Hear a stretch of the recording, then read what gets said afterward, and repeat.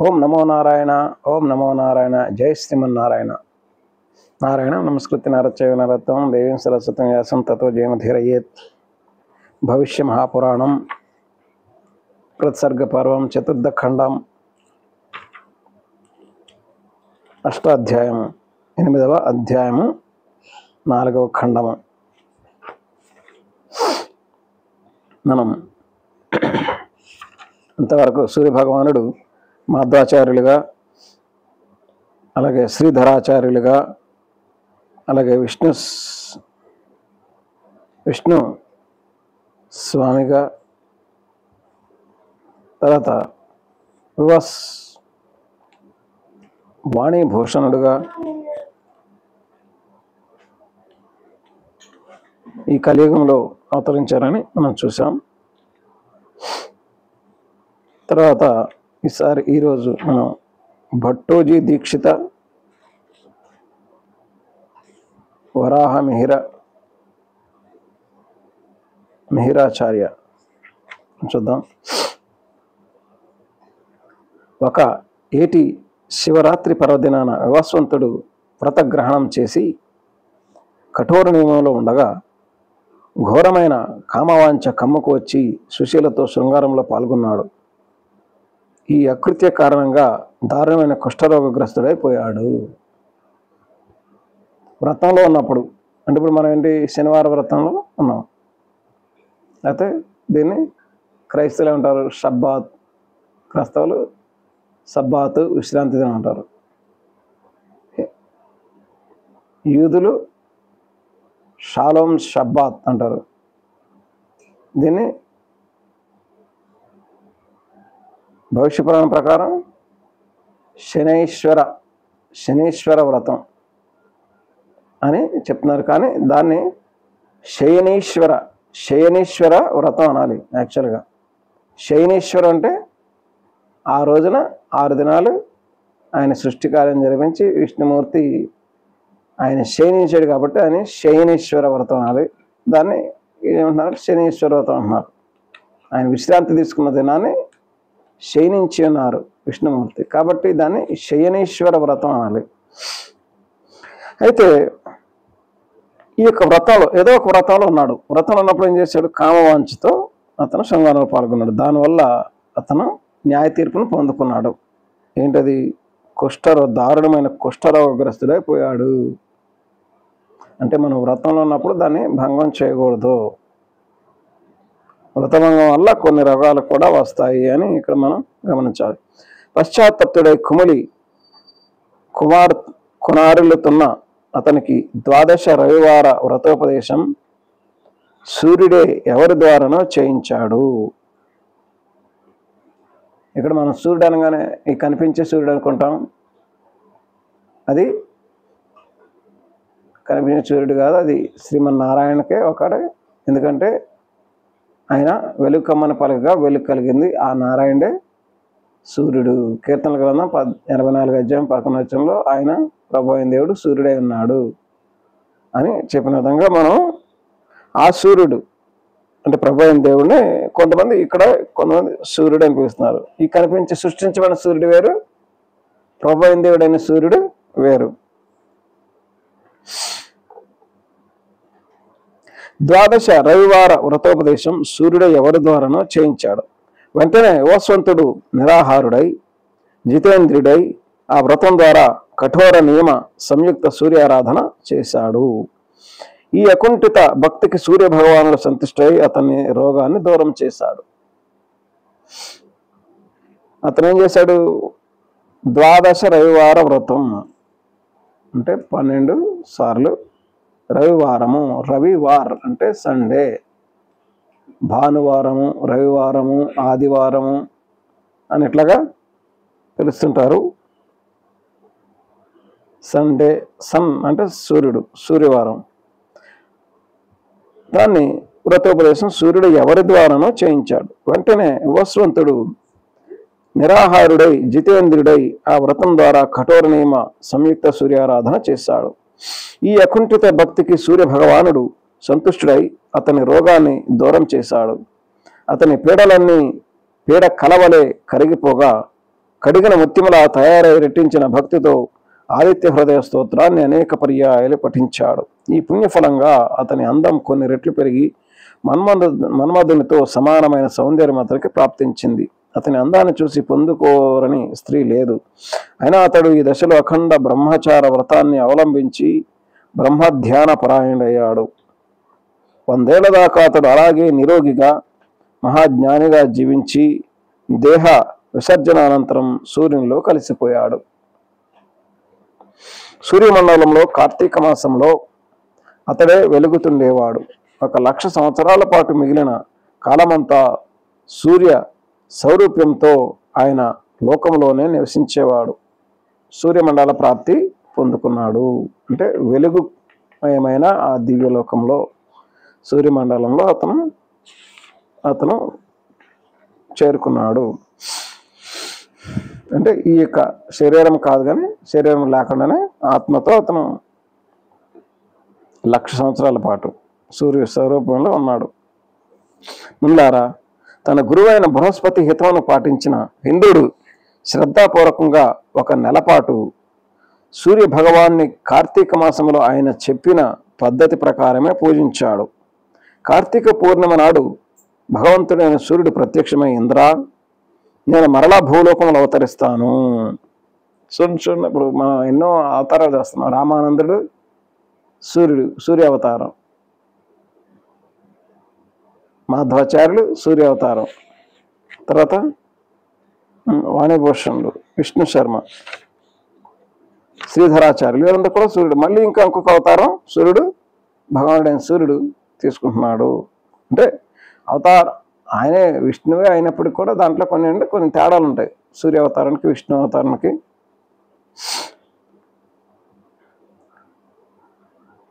భగవంతుడైన సూర్యుడు ప్రత్యక్షమైన, ఇంద్ర, నేను మరలా భూలోకంలో అవతరిస్తాను, దేవకార్యాన్ని నెరవేరుస్తాను. విద్య తనకే బాగా అబ్బిందనే అహంకారంతో భట్ట మహాపండితుడు సూత్రపాఠాన్ని, ధాతుపాఠాన్ని అనుద్దిష్ట వ్యాఖ్యానం ద్వారా పాడు చేశాడు. భట్ట మహాపండితుడు ఒక అతను కొంచెం ఏదో అనుద్దిష్ట వ్యాఖ్యానం చేసి దాన్ని పాడు చేశాడంట. అర్థానికి అనర్థాన్ని తెచ్చాడు. స్వరాన్ని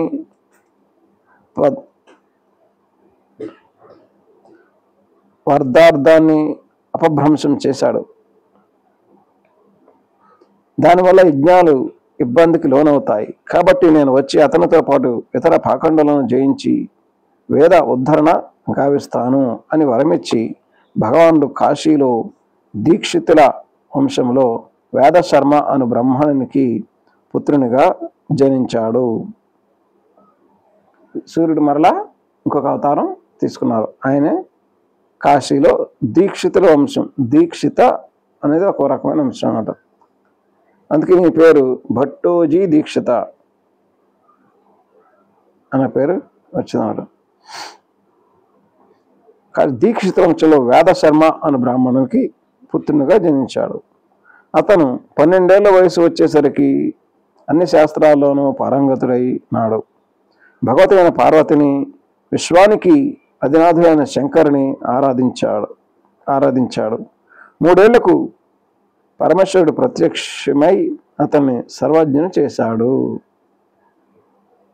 ఇతను ఎవరిని ఆరాధించాడంటే సూర్యుడు దీక్షితులాగా అవతరించి పార్వతిని, శంకరుని, తర్వాత పరమేశ్వరుని ఆరాధించాడు. ఆ జ్ఞాన ప్రదానం వల్ల అతనికి వ్యక్త అవ్యక్తములైన తత్వములన్నీ కరతలామలకములైనవి.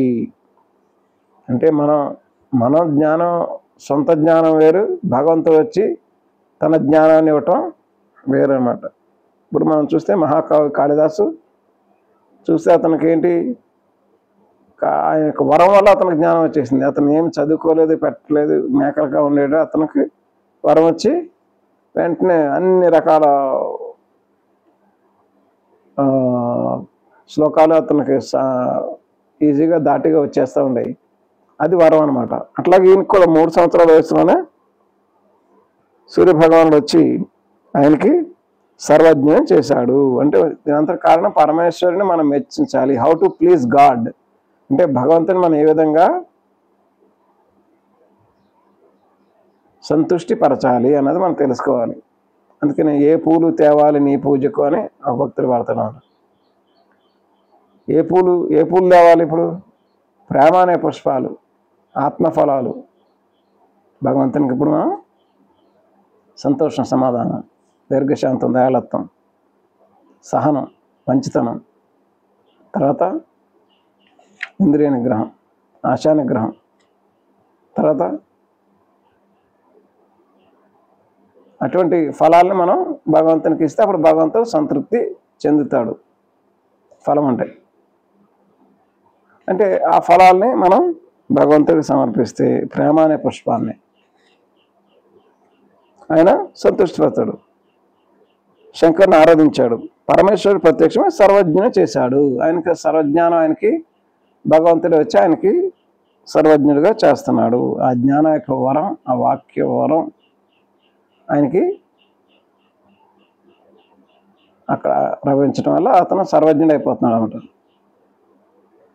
ఆ జ్ఞాన ప్రదానం వల్ల అతనికి వ్యక్త అవ్యక్తములైన తత్వములన్నీ కరాతలామలకములైనవి. అప్పుడు దాంట్లో కొన్ని తత్వాలు, కొన్ని రహస్యాలు ఎక్కడైతే నిగూఢంగా ఉన్నాయో అవన్నీ కూడా భగవంతుడు ఆ జ్ఞానం వచ్చితే వెంటనే అవన్నీ అర్థమవుతూ ఉంటాయి, కరతలామలకమైనవి.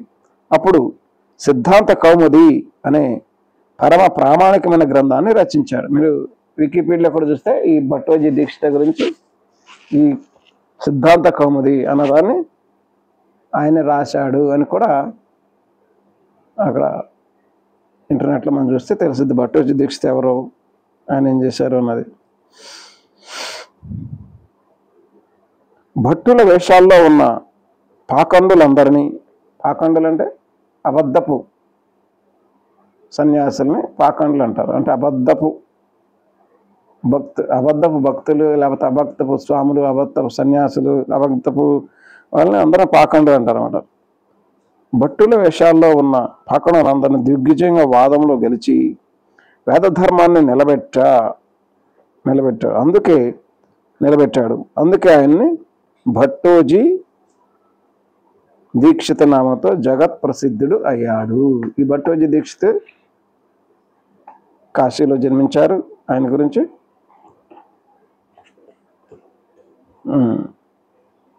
ఎట్లా దొరుకుతాయి వివరాలు.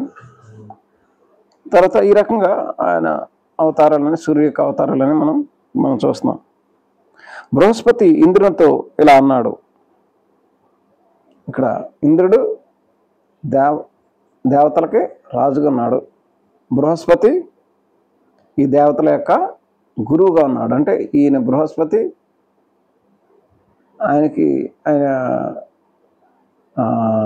ఇంద్రుడికి కూడా సలహా చెప్పేటటువంటి గురువు అనమాట. దేవగురువు అంటారని. ఇవన్నీ కూడా భగవద్గీత ప్రకారం 31 దేవతలు, అంటే 33 దేవతలు ఉన్నాయని మనం తెలుసుకోవాలి. ద్వాదశాదిత్యులు, ఏకాదశ రుద్రులు, అష్టవసువులు అంటే 12 ఆదిత్యులు, 12 మంది ఆదిత్య సంతానం. ఏకాదశ రుద్రులు 12, 11, 23. అష్టవసువులు 23, 8, 29 అశ్విని దేవతలు 29, 2, 31, మొత్తం 31. ఇంకొకటి ప్రజాపతి, ఇంకోటి ఏదో. కాబట్టి ఈ రకంగా 33 దేవతలే భగవద్గీత ప్రకారం ఉన్నారన్నమాట. ఈ బృహస్పతి ఇంద్రునితో ఇలా అన్నాడు. దేవరాజా, పూర్వకాలంలో కాంచీపురిలో ఒక దైవజ్ఞుడు జ్యోతిష్కుడు నగు బ్రాహ్మణుడు ఉండేవాడు. ఆయన వేద మార్గాను కామి అయిన సత్యదత్త మహారాజు గారి పురోహితుడు. ఒకనాడు ఆయన రాజుగారితో ఇలా చెప్పాడు. రాజా, పుష్య నక్షత్రయుక్తమైన అభిజిత్ అనే ముహూర్తం ఒకటి రాబోతుంది. ఆ లగ్నంలో వ్యాపార ప్రదర్శన ఒకదాన్ని అన్ని దేశాల నుండి వచ్చి ప్రజలు వచ్చేలాగా చూసి ఏర్పాటు చేయించండి. మహారాజు గారి దగ్గర పురోహితుడు ఏమంటున్నాడంటే ఒక ఎగ్జిబిషన్ పెట్టండి అంటున్నాడు అంట, వ్యాపార ప్రదర్శన. ఇప్పుడు కూడా మనకి హైదరాబాద్లో నుమాయిష్ ఏదో అంటారు, ఎగ్జిబిషన్ గ్రౌండ్స్లో నాంపల్లిలో జరుగుతుంటుంది సంవత్సరానికి ఒకసారి జనవరిలో. అయితే అలాగే ఆ టైంలో కూడా, ఆ సమయంలో కూడా సత్యదత్త మహారాజు గారి సమయంలో ఒక పురోహితుడు చెప్తున్నాడనమాట, వ్యాపార ప్రదర్శన ఒకటి చేయించండి, అన్ని దేశాల నుండి ప్రజలు వచ్చేలాగా చూసి ఏర్పాటు చేయించండి, క్రయ విక్రయ రూపేణా మీకు అతిశయ ధన ప్రాప్తి కలుగుతుంది. అట్లా వ్యాపారం చేస్తే దానివల్ల ట్యాక్సులు ఇవి జిఎస్టీ ఇవన్నీ వస్తాయి కాబట్టి మీకు కొంచెం ధనం అనేది మీకు కలుగుతుంది. ధనం అట్లా సంపాదించుకోవాలో ఆయన చెప్తున్నాడు. రాజు వెంటనే ఆ ముహూర్తం వేళకు అన్ని దేశాల నుండి, మళ్ళీ దానికి ముహూర్తం ఒక సమయంలోనే చేయాలి అని, అన్ని దేశాల వారిని తమ తమ వాణిజ్య వ్యాపార ద్రవ్యాలను తీసుకొని రమ్మని, ఎవరు కొనని వస్తువులను తానే కొంటానని దండోరా వేయించాడు. అందరూ కూడా దానికి అడ్వర్టైజ్మెంట్ చేయించారు, అన్ని వస్తువులు తీసుకురండి అక్కడికి అని చెప్పాడు. ఆ ఘోషణకు జవాబుగా ఆనాటి సంతకు చాలా ద్రవ్య వస్తువులే వచ్చాయి, కానీ అన్నీ అమ్ముడుపోయాయి. అన్నీ కూడా అమ్ముడుపోయాయి, కానీ ఒకటి మాత్రం అమ్ముడుపోదనుకుంటున్నాను. ఒక కొమ్మరి ఇనుప విగ్రహాన్ని ఒక దాన్ని తయారు చేసి దాన్ని దరిద్ర పురుషుడు అనే పేరుతో 100 రూపాయలకి అమ్మకానికి పెట్టాడు. ఒక కుమ్మరత్నం ఏం చేశాడు, చేసిందేదో చేయకోకుండా దానికి దరిద్ర పురుషుడు అని పేరు పెట్టాడు. దరిద్ర పురుషుడు అని పెడితే ఎవరైనా దాన్ని కొంటారా? దాని పేరు కూడా మంచిగానే ఉండాలి. ఒక ప్రోడక్ట్ తయారు చేశానంటే దానికి మంచి పేరు పెట్టాలి. కానీ అతను ఏం చెప్పాడు, దరిద్ర పురుషుడు అని పేరు పెట్టాడు. దాని ఖరీదు 100 రూపాయలు అని పెట్టాడు, 100 రూపాయలు అని పెట్టాడు. దాన్ని ఎవ్వరూ సహజంగానే కొనలేదు. ఎందుకంటారు, దరిద్రం ఇది కొంటే దరిద్రం వస్తుందేమో అని చెప్పి ఎవరు కూడా కొనకుండా వెళ్ళిపోయారు. కానీ రాజుగారు ఏం చెప్పాడు, ఎవరు కొనకపోతే నేనే కొంటా అన్నాడు కదా. రాజుగారికి అది దరిద్రమూర్తి అనిపించిన సత్యవాది కాబట్టి తాను ఇచ్చిన మాట మేరకు కొని తన కోశాగారం ఉంచాడు. దాని ప్రభావంలో రాజ్యంలో ముఖ్యంగా రాత్రి వేళల్లో సత్కర్మ, ధర్మలక్ష్మి, శుభాదులు దూరం కాసాగినవి. అంటే మనం అవసరం లేని వస్తువులు, కొన్ని ఇనుప వస్తువులు వాడకపోతే దాన్ని నిష్క్రమించాలి అని కూడా కొన్ని పద్ధతులు ఉంటాయి. కొన్ని సంవత్సరాలుగా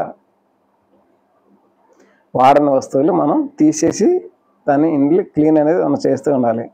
ఇంటిని అవసరం లేని వాటిని మనం క్లీన్ చేస్తూ ఉండాలి. దాన్ని అందుకని ఈరన్న సేల్ అంటున్నారు, అవసరం లేని వాటిని క్లియర్ చేసేయాలి ఎప్పటికప్పుడు. అప్పుడు కొన్ని అవసరం లేని, ఇక్కడ ఇదేంటి దరిద్ర పురుషుడు, అది దరిద్రానికి కారణం వద్దని కూడా ఇక్కడ చెప్పడం జరిగింది. ఒకనాడు సత్యమే పురుష రూపాన్ని ధరించి వచ్చి ఆ రాజుతో, ఆయన దరిద్రత స్థానించే చోట లేదా కనీసం నివసించే చోట కర్మపారాయణత ఉండదు, కర్మం లేని పృథ్వీలో ధర్మానికి స్థానం ఉండదు, అక్కడ లక్ష్మి కూడా నిలబడదు, కాబట్టి నేను నిష్క్రమిస్తేనే కానీ నీకు సుఖం లేదు, నేను వెళ్తాను ఆయన బయలుదేరుతుంటే రాజు ఆ సత్యపురుషుని కాళ్ళను గట్టిగా పట్టుకుని, నా ప్రాణం పోయినా సరే నేను మాత్రం వదులుకోనని చెప్పాడు.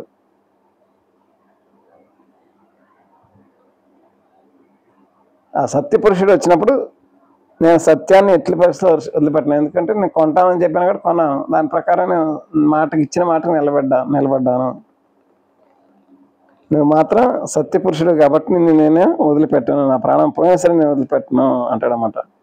సత్యహరిశ్చంద్రుడు లాగా అనమాట. సత్యహరిశ్చంద్రుడు ఏ రకంగా సత్యానికి భార్య, బిడ్డలు, మొత్తం రాజ్యం అన్నీ పోయినా సరే సత్యానికి నిలబడ్డాడనమాట. సత్యమేవ జయతే. ఆ సత్యాన్ని పట్టుకొని అతను నా ప్రాణం పోయినా సరే నేను వదిలిపెట్టను అంటాడు అనమాట. సత్యం రాజుగారి మహల్లోనికి వెళ్తుంటే దాని వెనకే అంతకు ముందు బయటకు వచ్చి నిలబడిన లక్ష్మి కూడా ఆ మందిరంలోకి ప్రవేశిస్తూ రాజుకి దర్శనం ఇచ్చింది. సత్యం ఎక్కడ ఉందో అక్కడ లక్ష్మి. సత్యనారాయణ అంటాం మనం. సత్యనారాయణ ఎక్కడ ఉంటుందో లక్ష్మి నారాయణుడు. లక్ష్మి కూడా అక్కడ ఉంటుంది. రాజు ఆమెకు దండ ప్రమాణం చేసమ్మా, నా మీద దయ ఉంటే నీవు నా వద్ద స్థిరంగా ఉంటావని మాట ఇచ్చి లోనికి రా. నేను మాత్రం సత్యాన్ని వదులుకొని బతకలేను. నేను సత్యాన్ని మాత్రం నేను లోబడి ఉంటాను అంటాడు అని చెప్పేశాడు. ఆ తల్లి చిరునవ్వుతో అతనికి ఆ వరాన్ని ప్రసాదించి లోనికి వెళ్ళింది. ఒకవేళ దీంట్లో కామెంట్లో ఏం చెప్తున్నా, సత్యాన్ని ఆ రాజు వదిలేసి ఉంటే లక్ష్మి అతనికి కనిపించకుండా నిష్క్రమించి ఉండేదని అర్థం చేసుకోవాలి. అతను సత్యాన్ని కనుక వదిలిపెట్టేస్తే లక్ష్మీదేవత కూడా వదిలిపెట్టేసి వెళ్ళిపోయి ఉండేదని అక్కడ మనం గమనించాలి అంటున్నాడు అన్నమాట. కాబట్టి ఇప్పుడు మనం ఏం చేసాం, ఒకటి భట్టోజీ దీక్షిత్, రెండోది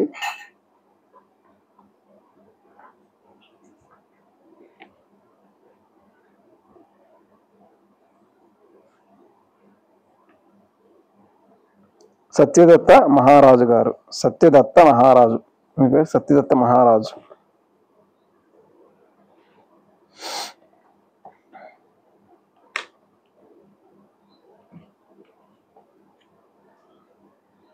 సత్యదత్తుడు మరలా తన పురోహితుని పిలిపించి ఆయనకు 1,00,000 స్వర్ణ ముద్రికలను బహుకరించి జరిగిందంతా చెప్పాడు. ఆయన చెప్పడం వల్ల కొంత అతనికి వ్యాపారంలో లాభం వచ్చింది. ఆయన ఆ పురోహితుని పిలిపించి ఆయన చెప్పిన ఆలోచన బట్టి ఆయన కొంత ప్రైజ్ని అతను అవార్డు ఇచ్చాడు. ఆ రోజున వ్యాపారంలో వచ్చిన ధనాన్నంతటిని పురోహితునికి పుత్రుడు పుట్టిన రోజున అతని పాలన పోషణలకై రాజు అతనికి దానం చేశాడు. ఆ పుత్రునికి పోష అనే సూర్యనామాన్ని పెట్టారు. అంటే సూర్యునికి అనేక పేర్లు ఉంటాయి. పోష అనే సూర్యనామాన్ని పెట్టారు. పోష కూడా సూర్యారాధన చేస్తూ జీవించాడు. మార్గశిర మాసంలో జీవితమంతా శాస్త్రోదకంగా సూర్యవ్రతం చేసిన ఫలితంగా వారిద్దరూ దేహాంతంలో సూర్యులకు ప్రాప్తిని పొంది సూర్యుల్లో లీనమైపోయారు. కాబట్టి దేవేంద్ర, నీవును సూర్యుని పూజించు. అంటే ప్రభు అయిన దేవుళ్ళలోని సూర్యుని, అంటే నీతి సూర్యుని, ఆయన వెలుగుని, అంటే వేసుకునే అంటారు, నేనే లోకానికి వెలుగును, నేనే సత్య మార్గం జీవమున, నేను లోకానికి వెలుగునై ఉన్నాను అంటాడు అన్నమాట. And the light of the world. ఆయనే వెలుగు అనమాట. ఆయన వెలుగే, ఆయన అల్లానే జ్ఞానం, అల్లా వెలుగు. అలాగే నారాయణుడు వెలుగై ఉన్నాడు. ఆ యొక్క వెలుగే అందుకని సూర్యనారాయణ అని కూడా అంటారమ్మ. ఈ సూర్యుడు వేరు, కనిపించే సూర్యుడు వేరు, సూర్య నారాయణ, అంటే నారాయణలో ఉన్న సూర్యుని సూర్యనారాయణ అంటారు. కాబట్టి దేవేంద్ర, నీవును సూర్యుని పూజించు. ప్రభు అయిన దేవుడైన విష్ణుమూర్తి అయినటువంటి సూర్యుని నువ్వు పూజించు అని అక్కడ చెప్పడం జరిగింది. మునులారా, బృహస్పతి నిర్దేశానుసారం ఇంద్రుడు కూడా మార్గశిర మాసంలో సూర్యారాధన చేశాడు. సూర్య భగవానుడు ప్రసన్నుడై పోష రూపంలో ప్రత్యక్షమై దేవేంద్ర, ఉజ్జయినిలో రుద్రపశుడని వానింట మిహిరాచార్య నామధేయుడని జన్మించి జ్యోతిష్ శాస్త్ర ప్రవర్తకుడని అవుతాను.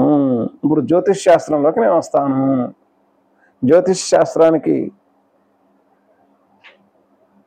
ఎవరంటే చేసింది ఇది వరాహ మిహిరుడు అంటారన్నమాట.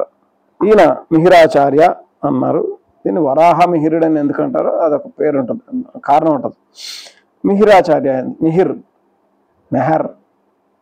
మెహిర్ అట్లా అంటాం కదా. ఉజ్జయిని సమయంలో ఈయన ఉజ్జయిని ప్రాంతంలో పుట్టాడు.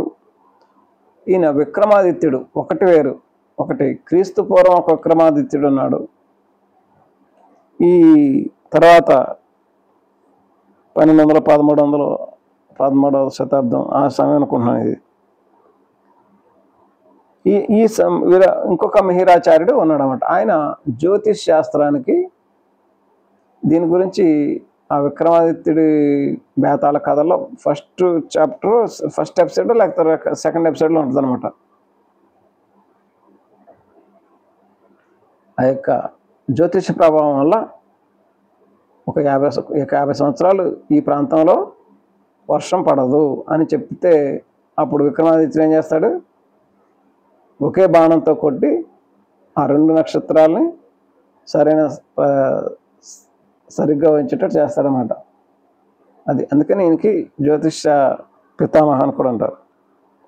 మిహిరాచార్యుడు జ్యోతిష్ శాస్త్రాల ప్రవర్తకులనవుతాను, తర్వాత నీకు శుభం జరుగుతుంది అని దీవించాడు.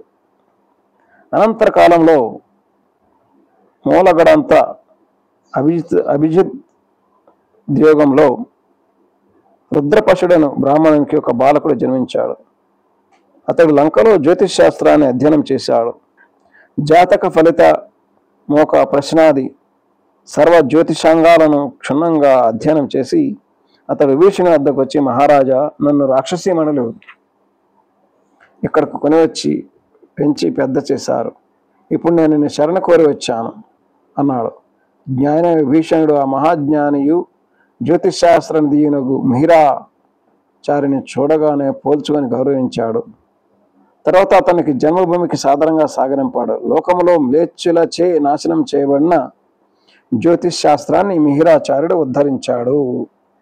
అంటే ఇప్పుడు కొన్ని బైబిల్ ప్రకారం చూస్తే జ్యోతిష నక్షత్ర శాస్త్రాలని కర్ణ